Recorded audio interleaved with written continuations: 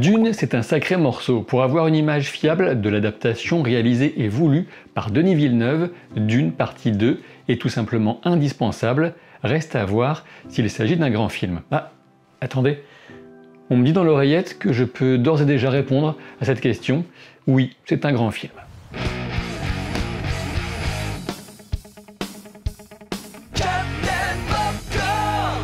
Cette vidéo sera d'abord sans spoiler aussi bien sur le livre que sur Dune partie 2, avant d'en venir ensuite à la foire à la saucisse du divulgachage. Néanmoins, des images de bande-annonce seront utilisées pour l'illustration avant d'en arriver au spoiler, sachez-le. Évidemment, je pars du principe que vous connaissez l'histoire du film Dune première partie, parce qu'il faut quand même pas non plus pousser Captain dans les orties. J'ai eu la chance de voir le film 2 fois avant sa sortie le 28 février en France, mais jamais dans un format comme IMAX ou Dolby Cinema. Je pense que j'ai encore plus apprécié le film la deuxième fois que la première.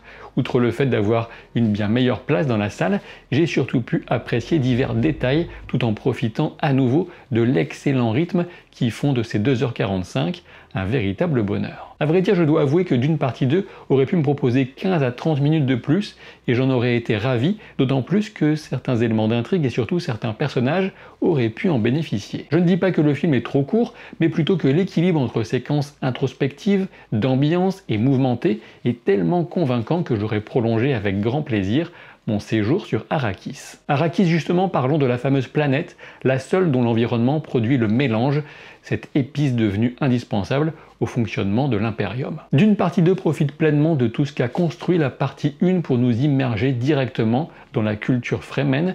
Vous n'aurez pas le moindre doute, le cœur de Dune, c'est bien Dune, et ceux qui l'habitent ou l'apprivoisent. Paul, Chani et Jessica sont les principaux protagonistes et le film passe l'essentiel du temps avec eux. On pourra y ajouter Stilgar qui a un rôle non négligeable et assez spécifique.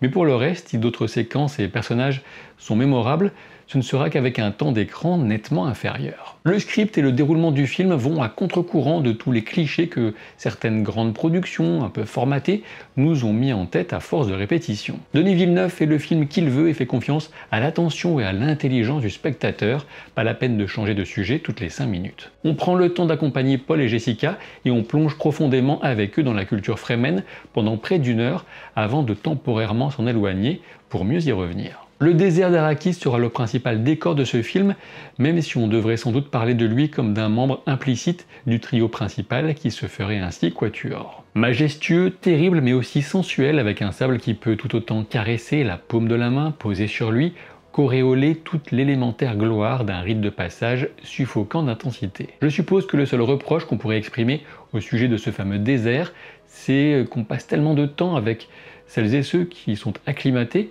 qu'il ne semble pas si hostile et dangereux, et notamment on ne ressent jamais sa chaleur comme vraiment écrasante, ni le manque d'eau comme une épreuve quotidienne. Peut-être un peu dommage quand on se souvient de l'emphase que met le livre sur la difficulté d'avaler sa salive dans un monde aussi hostile, que ce soit celui de Dune ou de l'Empire au sens large. Profitez bien de ce défaut car je n'en ai pas trouvé beaucoup d'autres, même si j'exprimerai sans doute un regret ou deux dans la partie spoiler.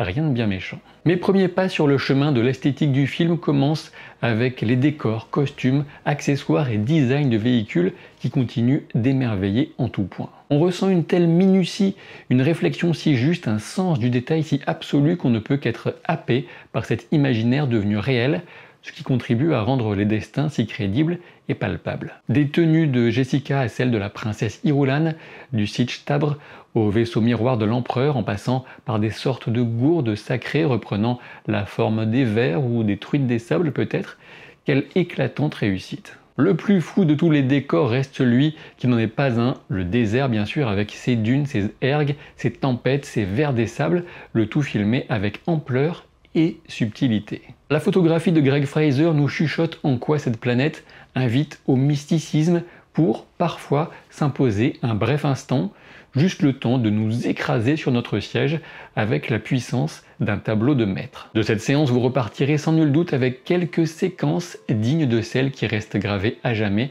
sur les rétines cinéphiles. Impossible d'évoquer ces images sans leur vibration intime et musicale, Et inversement, la bande originale d'Hans Zimmer entre en harmonie absolue avec ces gens et ce monde, et lorsqu'elle surgit plus puissamment, c'est toujours pour sublimer l'instant et nous emporter avec elle vers un état de conscience supérieur. Je commence à me demander si cette bande originale ne serait pas, l'air de rien, en train de devenir mythique et de rejoindre le panthéon des plus grandes musiques du cinéma. Du cinéma, oui, une expérience de cinéma presque absolue, c'est le film qui m'a le plus emporté sans réserve ni ennui depuis bien longtemps. Au-delà de ces sensations si fortes, j'en viens maintenant aux choix et épreuves que traversent les personnages et à la manière dont le film parvient à se saisir du livre aussi bien dans ses messages que sa poésie. En effet, la principale préoccupation évoquée sera souvent de juger si telle adaptation a bien compris le message de telle œuvre, d'autant plus sur des sujets aussi sensibles que ceux traités dans Dune. Néanmoins, si ce point reste essentiel, l'intérêt du film serait tout autant affecté s'il ne parvenait pas à saisir le lyrisme et la richesse de cet univers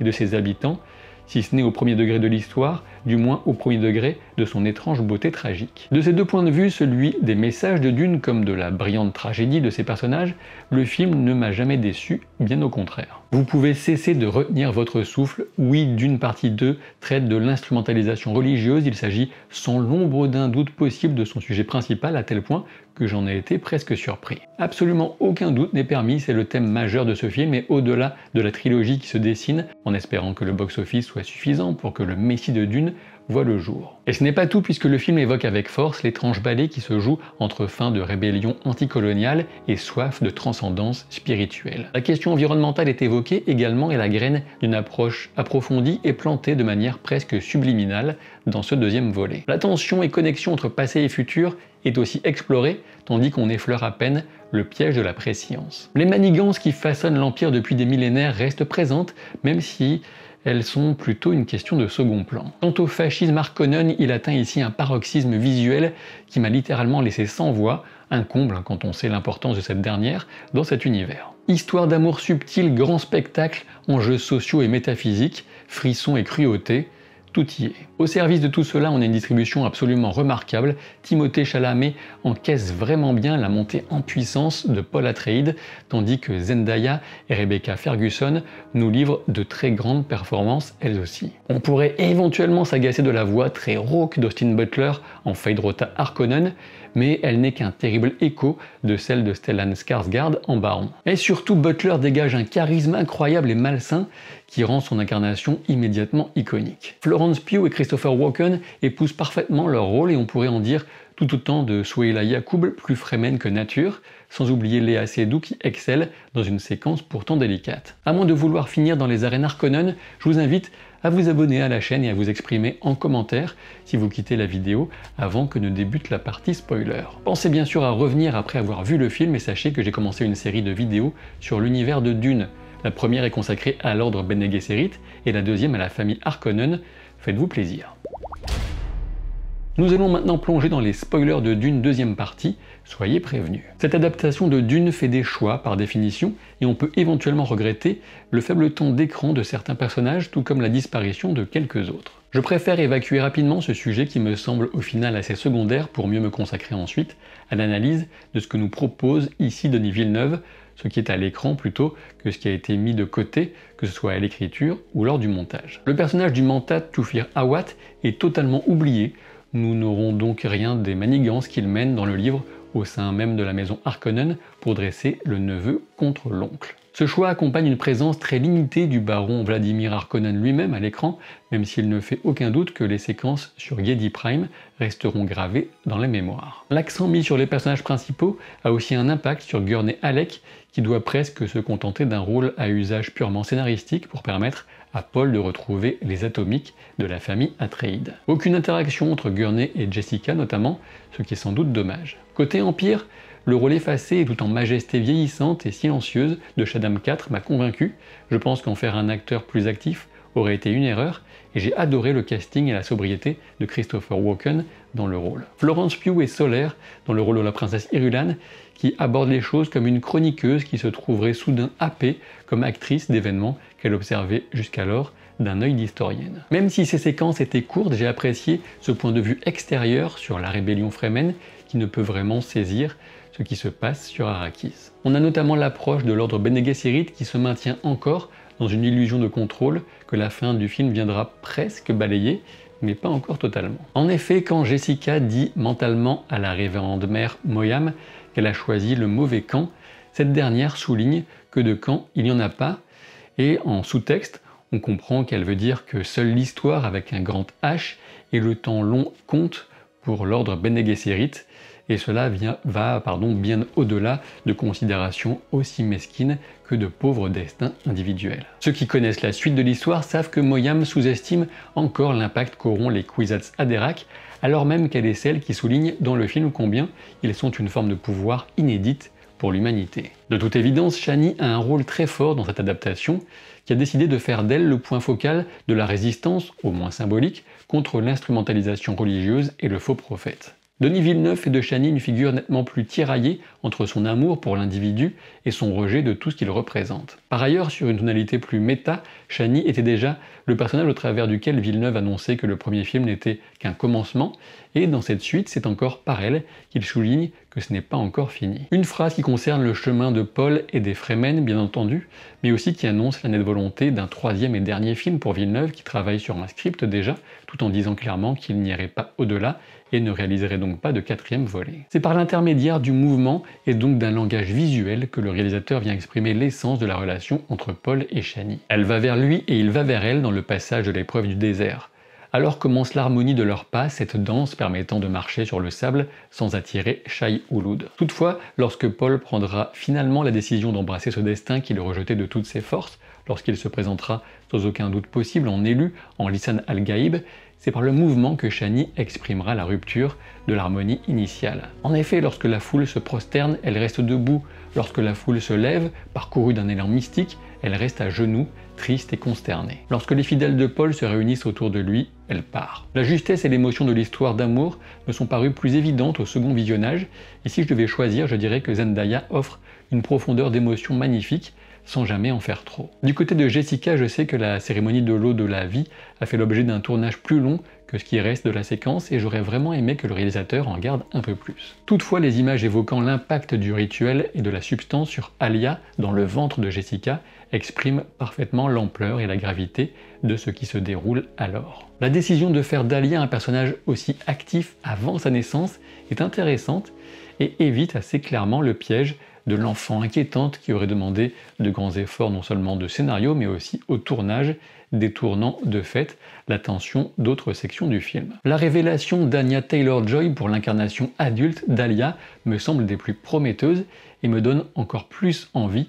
si c'était possible, de découvrir la suite. De fait, Jessica devient la grande instigatrice, celle qui active pleinement les graines de croyances plantées de longue date par la Missionaria Protectiva Bene Gesserit sur une planète dont l'hostilité du sol rend le terreau des âmes qui y séjournent d'autant plus fertile. Au tout début du film, Jessica reste cette femme qui continue à exprimer ses sentiments malgré l'entraînement Bene Gesserit, ce qui explique déjà l'existence de Paul. En effet, elle avait décidé de donner un héritier masculin à Leto par amour pour lui, alors que l'ordre voulait une femme qui serait la mère du futur Kwisatz Haderach. Cette humanité s'exprime alors que Jessica va vomir en voyant la récupération de l'eau des corps Harkonnen, puis pleurer en découvrant les réserves d'eau sacrée formées par les innombrables générations de Fremen. On peut évidemment dresser un parallèle entre les âmes qui contribuent au rêve paradisiaque des Fremen et qui sont réunies dans ce corps liquide immense, et le long fleuve des esprits auxquels accèdent les révérendes mères au travers de leur mémoire seconde. Justement, quand Jessica se relève de ce rituel et porte en elle non seulement la mémoire des Bene Gesserit qui l'ont précédée, mais aussi l'esprit abominablement précoce de sa fille Alia, alors elle bascule et se met entièrement au service du destin qu'elle a déterminé comme indispensable pour son fils. On assiste à une transformation subtile mais néanmoins similaire de Paul après avoir survécu à l'eau de la vie. Entre ce rituel et les effets de l'épice, sa prescience devient extrêmement nette et puissante, avec une perception aussi différente du monde et du temps, il ne peut que se transformer. Une transformation à mettre en parallèle avec ce serment d'amour à Chani qui l'aimera tant qu'il restera lui-même. Alors que Paul partage avec Jessica le savoir de leur lignage Harkonnen, il annonce que c'est en se comportant comme tel qu'il sera possible de suivre l'étroit chemin vers la survie et la victoire. Voilà qui fait écho bien sûr à la déclaration de la révérende mère Moyam, il n'y a pas de camp, voilà aussi ce qui nous est illustré avec l'écho des scènes de cadavres brûlés. En effet, au début du film, ce sont les cadavres Atréides qui sont brûlés par les Harkonnen, et à la fin, ce sont les cadavres Harkonnen qui sont brûlés par les Fremen réunis sous une bannière Atréide. Car en effet, le film nous mène aussi de l'utopie d'une société égalitaire, celle des Fremen, dans laquelle pourrait se fondre Paul, pour au final le voir ressortir son signet ducal et se proclamer duc d'Arrakis, en plus d'être le Mahdi, celui qui montre le chemin. L'idéal d'égalité a vite été balayé, tout comme l'idéal de renversement du système qui commence déjà à se diluer alors que Paul annonce qu'il prendra la main de la princesse Irulan et remplacera Shaddam IV sur le trône. Quant aux évolutions écologiques à venir, on a simplement cette séquence d'Alia qui descend une dune et approche de la mer, comme la promesse d'un avenir bien lointain, promesse qui sera amplement suffisante pourtant pour envoyer les redoutables Fremen en guerre sainte contre les autres maisons au travers l'espace. Un mot sur les Harkonnen et Dame Fenring, l'exaltation totalitaire et le culte de la personnalité et de la violence nous sont offertes sur un terrible plateau en noir et blanc, des feux d'artifice en taches d'encre sur un dôme qui protège sans doute la baronnie